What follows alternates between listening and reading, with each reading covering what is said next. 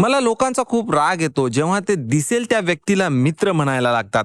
आपल्याला लोकांना सहकारी, टीममेट्स, क्लासमेट्स किंवा शेजारी अशा शब्दांनी हाक मारायची सवय लावावी लागेल. मित्र हा खूप पवित्र शब्द आहे. नंबर 2, मूर्ख लोकांमध्ये वावरत असताना जर तुम्ही त्यांच्यापेक्षाही मूर्ख असल्याचं नाटक करत असाल तर तुम्ही त्या मूर्खाला तो तुम्हाला मूर्ख बनवतोय असा विचार करायला लावून त्यालाच मूर्खात काढाल. नंबर 3, मी जे बोलतोय त्याविषयी जबाबदार असेल, समोरचा त्याचा काय अर्थ काढेल याविषयी नाही. नंबर 4, नेहमी संयमी राहणं काहीच कामाचं नाही. आपल्याला संयमी राहणं आणि आपली वेळ वाया घालवणं यातला फरक ओळखायला हवा. नंबर 5, जी लोक तुम्हाला मूर्ख बनवू शकत नाहीत किंवा तुम्हाला मॅनिप्युलेट करू शकत नाहीत त्यांच्यासाठी तुम्ही एक वेडे व्यक्ती असता. आणि फायनली नंबर 6, जेव्हा सगळी लोक हवं तसं तुमच्यासोबत वागायला लागतात आणि तुम्ही त्याच्याविषयी काहीच बोलणार नसाल तर तुमचा आदर कुणीच करणार नाही.